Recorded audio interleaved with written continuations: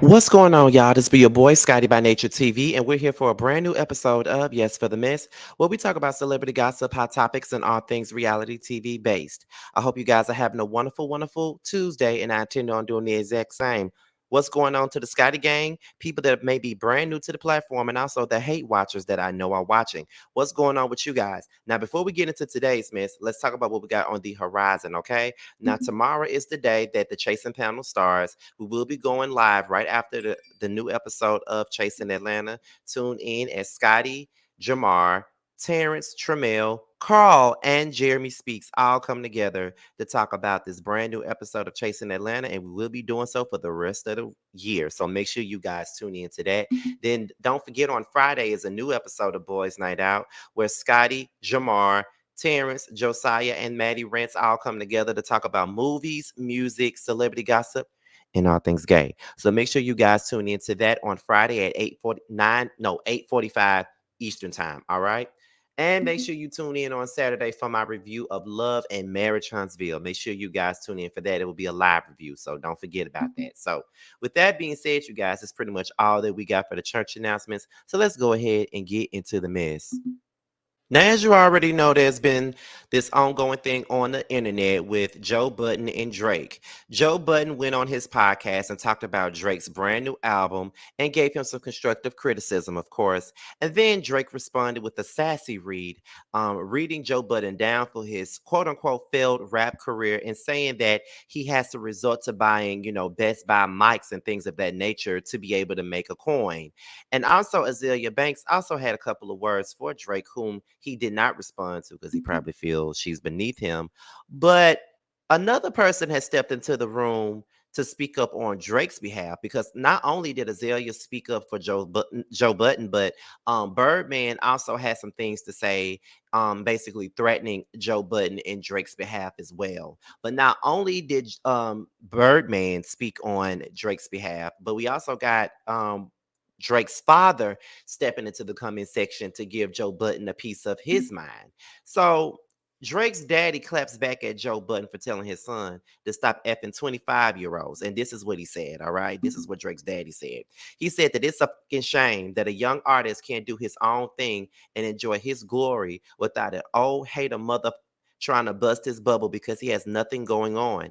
And to mention to or put a limit on what age anyone should be dealing with, which is none of his goddamn business as long as they're legal of age. I'm sick of these old fucking haters fucking with my son. If you don't like what he does, keep it moving, mother. He's not bothering you. So then after he says this is what the comment section is saying. And look at Rodney. He's always the first person I see in the neighborhood talk. Rodney says they're of legal age. That sounds so predatory. Someone else said at least now we know where Drake gets it from. Someone else said men that say they are legal at at legal age are disgusting. Damn, Joe Budden really hit a nerve. Drake mama drafting up her comment right now. Someone else said, I've just come to terms that Drake isn't take care of Drake anymore, and that's okay. Then someone said, y'all call Nicki 40, but making excuses for Drake. He do need to sit his old down. So that's pretty much the basis of what they were saying about Drake's daddy. And all I'm going to say is this. It is so funny that all of this stuff is going down because Joe Budden had an opinion about a damn album. What the Joe Budden is a podcaster and he's a hip hop critic. He's going to give his opinion on these albums.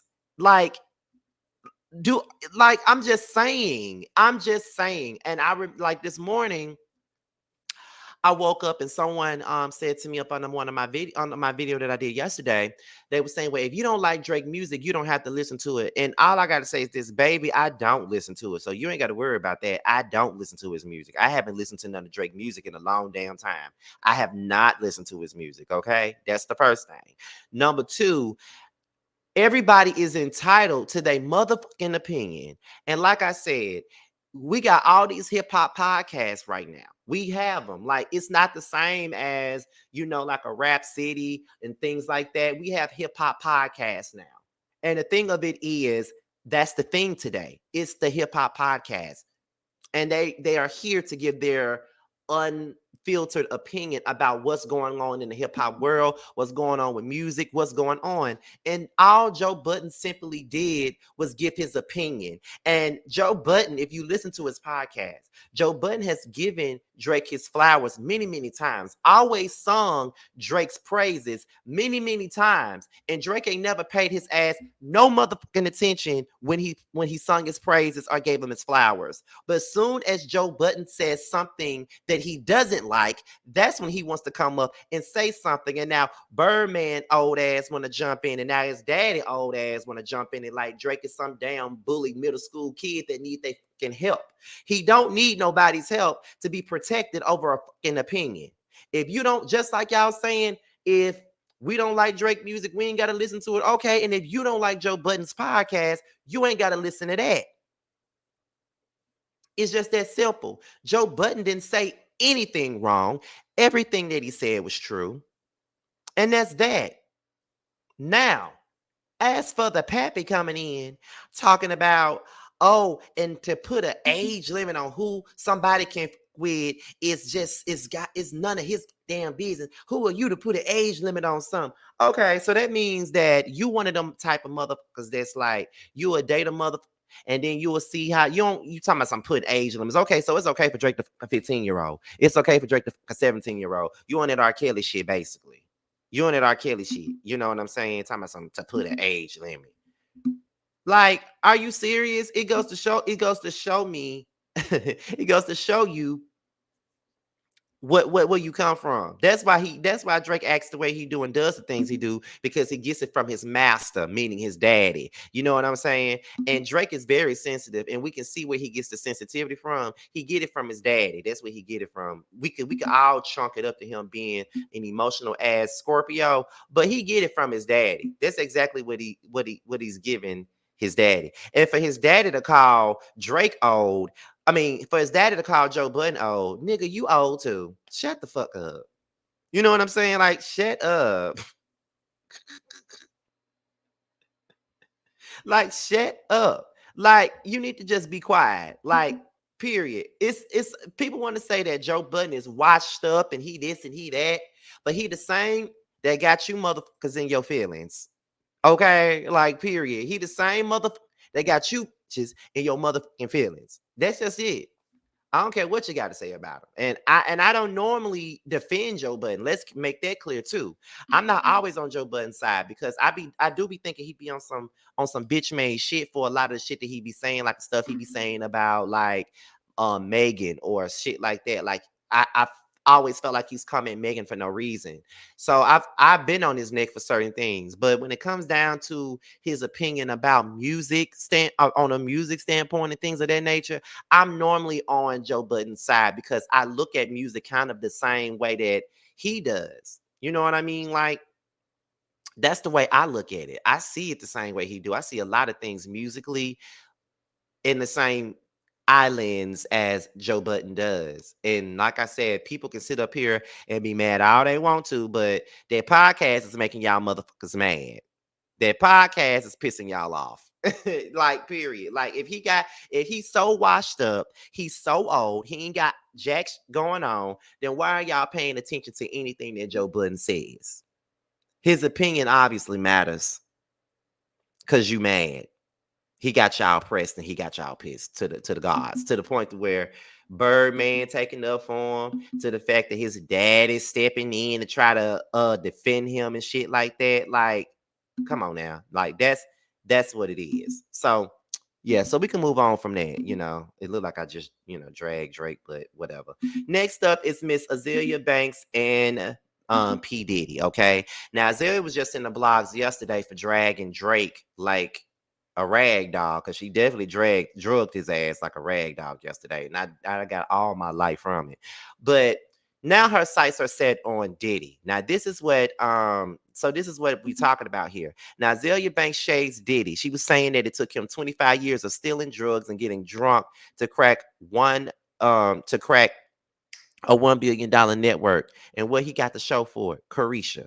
So let's really get into what she stated, okay? Now, this is what she said. She said, can we also stop pretending like Diddy has done anything for hip hop or black people outside of steal, get high, be an alcoholic, coerce artists into compromising sexual encounters in an efforts to blackmail them, not write raps, steal Cassie from Ryan Leslie, and do absolutely nothing with her for over a decade?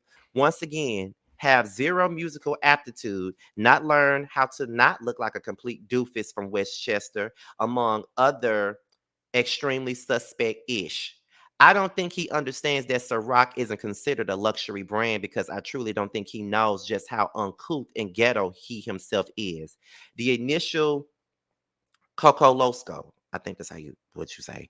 Think about it. It took 25 years of stealing, doing drugs, and getting drunk to just now have cracked a $1 billion net worth. And what's he got to show for it? Carisha, laughing my ass off, Lord. And like Diddy doesn't get to make the lives of so many black artists miserable and hide behind a veneer of being charitable. Give all those bad boy artists back their masters for sake. How about you get your non-musical grubby hands off of everything musical and please exit the black politic conversation stage left. The fact that you are bragging about being the first black owned TV Z network at the tail end of the dying technology was absolutely pitiful. I guarantee you they gave you Revolt TV for their own ish and giggles, okay?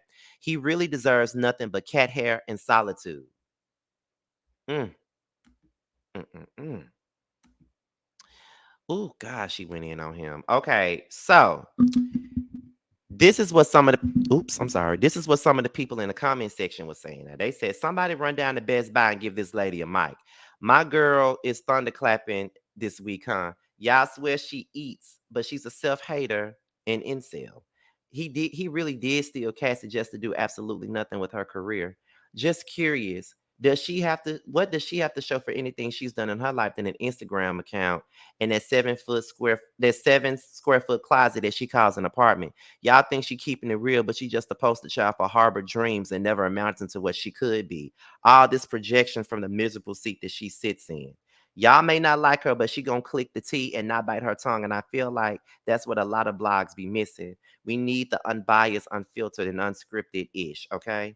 Y'all remember DC made her cry. She isn't lying. I'm sorry. I'm crying because she really don't give a okay. And that's the T on that. Now, let's start off with the negative part about what was said in the comment section about Azealia Banks. Let's start off with that. Now, the comment that sticks out. Let's get into that. Okay. Now it says, y'all swear she eats, but she's a self-hater and incel. Then someone else also said, just curious, what does she have to show for anything she's done in her life other than an Instagram account, a 7 foot square closet that she calls an apartment? Y'all be thinking she keeps it real, but she's really just a poster child for harbor dreams and never amounting to what she could be. All this projection from the miserable seat she sits in. Those are the two comments that I just read that I feel like stood out to me when I was reading them. And I will say that they have a point.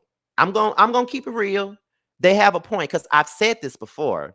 A lot of the times Azalea's rants do come across as bitterness because she was a talented rapper that was coming out like during the time that Nicki was beginning to be really really hot. Like I think the buzz around Azalea started around like 2010, I think 2009 2010. That's around the time Nicki was rising at the time, and it was really nobody else out, and Azalea was really the next up.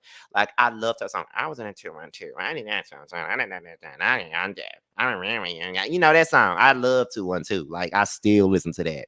I thought that should have been one of the biggest records ever. But she ruined it by running her mouth. She ruined it by, being like the new age Foxy Brown. Nobody wanting to work with her. Nobody wanting to with her. And to be quite honest, she ruined it herself. And she's a great artist. But she says a lot of ignorance and then she says a lot of evil, and don't nobody want to with nobody like that. So that is the facts. So all that, so one could say all that talent that she got, she has nothing to show for it. That's what one could say about her. But in the same breath, even though all that's being said about her is true, but everything that she said about Diddy is facts. And we can't lie and say that they're not. They're all facts. First of all, Diddy is one of those, it's nothing but smoke and mirrors to me. And he's always been smoke and mirrors. The only thing that we know him to do is to cheat motherfuckers out their money, send them up a river, bitches, and do all types of like, or have a bunch of gay rumors surrounding him, or being involved in shady business dealings and stuff like that. That's the only thing that we know about him. First things first, there's been so many horror stories about Diddy. Just like when he was giving back to people to publishing, and Mark Curry came out and said that I don't give about the publishing. Like, give me the money. I don't give about the publishing. The publishing really don't mean we ain't making no money off of it. Like, so that's the only reason why he gave it back to us, because at this point he's giving it back because it's not worth anything anymore. So now he's gonna give it back to us now because it ain't worth shit. Like, we probably gonna get about $3, $5 off this. You know what I'm saying? That's probably all that we gonna get off of. You know what I'm saying? So to me, it I understood what he was saying, but then again, you got people who really don't know the business or don't know nothing about publishing that was trying to come at Mark Curry and say, "Oh, you just a failed rapper on Bad Boy that didn't go nowhere and you mad and all this other stuff." Every time somebody speak the truth, they mad about something. Like, I mean, that's just the facts. Anytime somebody say anything, y'all want to say that they mad about something. No, it ain't necessarily them being mad. They just telling the damn truth. Then he did steal Cassie from Ryan Leslie and didn't do nothing with her. Like, I don't even think she ever put out an album after that first album she put out that nobody bought. So I mean, he ain't do nothing but and all that. That's all he ever did. He don't write. Somebody else be writing his music. I think Mark Curry is writing his music. I think Black Rob and G Dep is writing his music, and we know Biggie was writing his damn music. Why everybody sits up here and say that he wrote Kim's music. He definitely wrote for motherfucking P. Diddy. We all know that. You know what I'm saying? So yeah, let's not do it. Okay. So I just feel like she got a point. And he really ain't. I don't know. You know what I'm saying? I just think that I've always felt like Diddy was always nothing but smoke and mirrors. Like, for real. I've always thought that. Every single spectacle of it, I thought that he was flat out, flat out smoke and mirrors. Flat the fuck out. Okay. But that's pretty much all that I got on Diddy. So we can move on to the next thing. Now, this is some Love and Hip Hop Miami tea right now. Gun plays Baby Mama Vonshae. She goes live and she says that Amara allowed a man off the street to move in her house in exchange for babysitting services for her twins. Now, this is coming from its own site, and she went live airing Amara out. So we're about to go ahead and get into that, and then after that, we'll be back. For my opinion, let's get into it, y'all.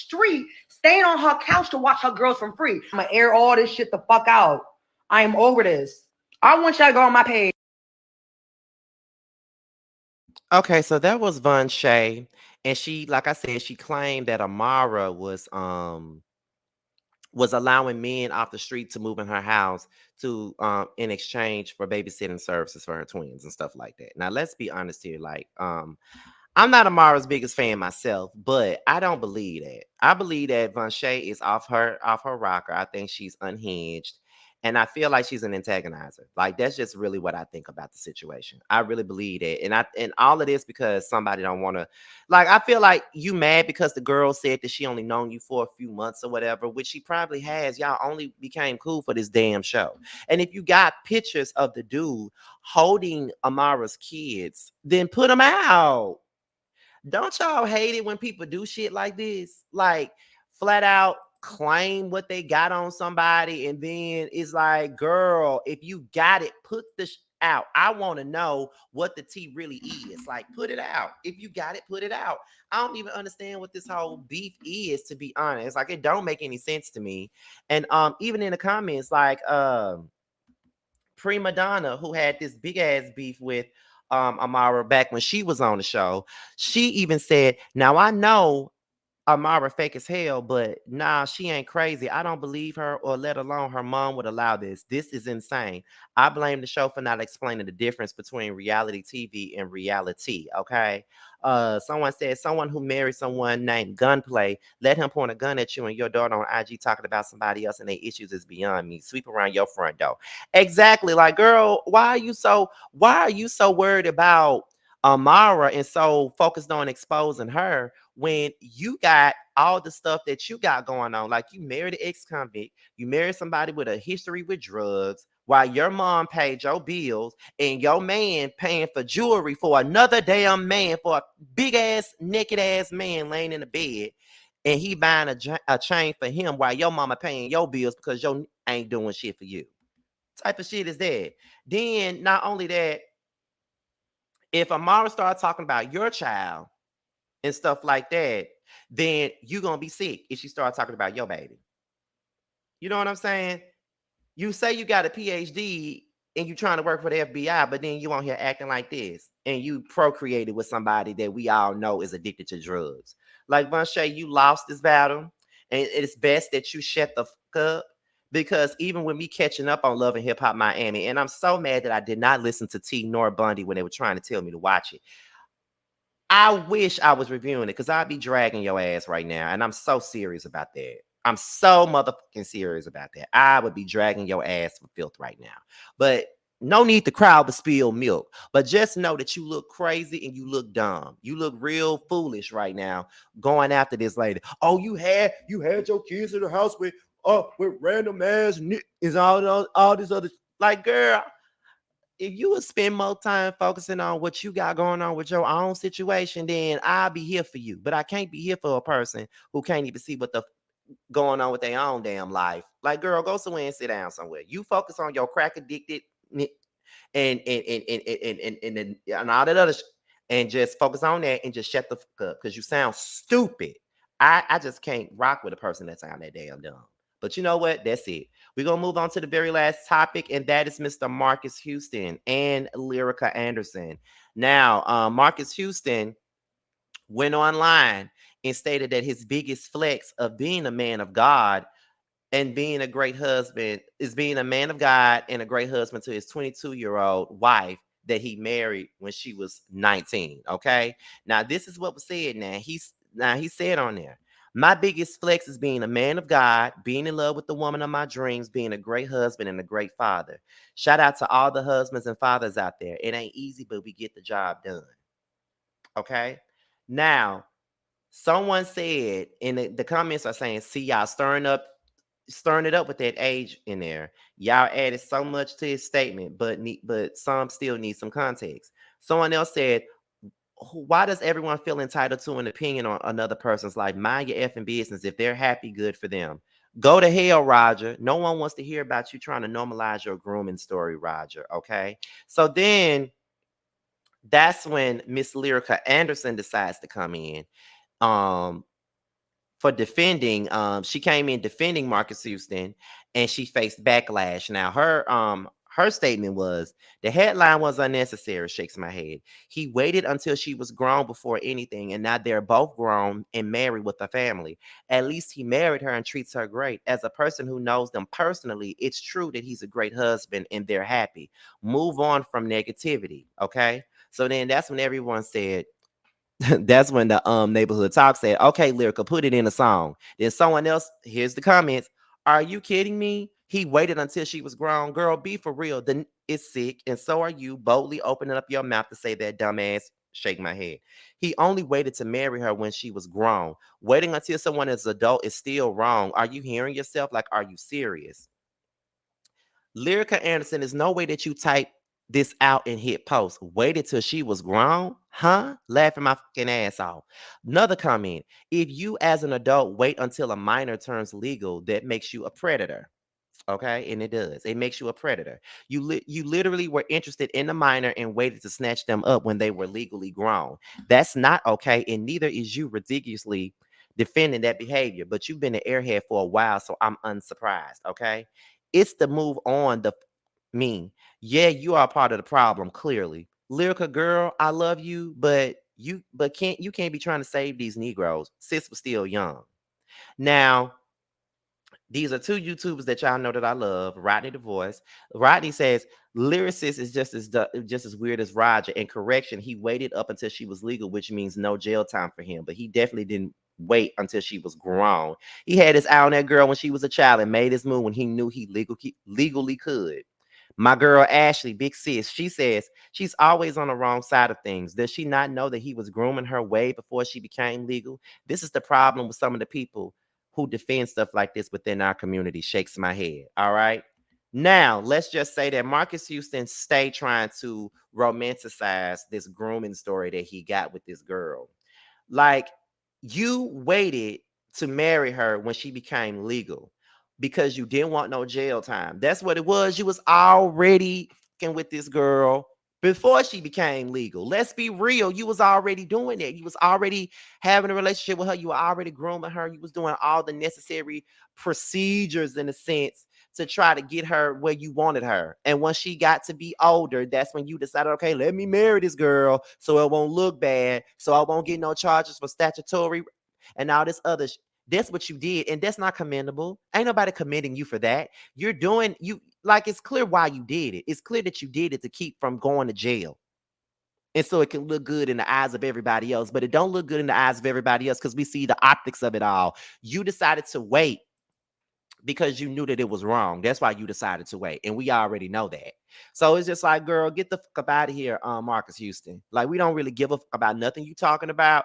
It's all whack, it's all crazy. And it's funny to me that somebody would even sit up here and think that that is even okay to even be doing. It ain't okay. It'll never be okay. And all that other shit. So Marques, go somewhere and sit down. Stop trying to romanticize this bullshit that you're trying to put out there because none of us are believing it, none of us are buying it, and none of us are here for that bullshit. We see what you're doing and we see what you did. So sit the down. Now, Lyrica, you so fucking stupid. You've always been ignorant and you always been an airhead and you always been on the wrong side of your whole statement was even stupid. He waited till she was grown. Girl, do you know how that sounds? He waited till she was grown for a reason. He waited till she was grown so he wouldn't go to jail. He waited till she was grown because he knew that it was wrong for him to be out here trying to fuck on a young girl anyway. He knew what he was doing was wrong. That's why he waited. It's not because he loved her so much. He groomed her to who he wanted her to be. And when she got to be legal, he decided, okay, I'm finna get this girl down. We finna be married. All this other like, girl, please have a seat, Lyrica. As somebody that knows them personally. Girl, shut up. First of all, where's A1? What he got going on? Is he in your son's life? What he got going on? It's what I'm trying to figure out. Like, girl, shut the fuck up. I can't stand Lyrica. Anyway, but that's pretty much all that I got for Yes for the Mess. I'm Scotty by Nature TV. Be sure to like, rate, comment, subscribe, share this video, and also click on the notification bell so you can be notified whenever a video drops. And if you want to follow me on any form of social media, my Twitter, my Instagram, and my TikTok will be down below. With that being said, you guys, your boys up out of here. And I'm going to leave you guys with the promo from my upcoming panel, Chasing panel, which will start tomorrow night. All right. Make sure you guys tune in, and I will see you guys on the next one, y'all. Bye, y'all.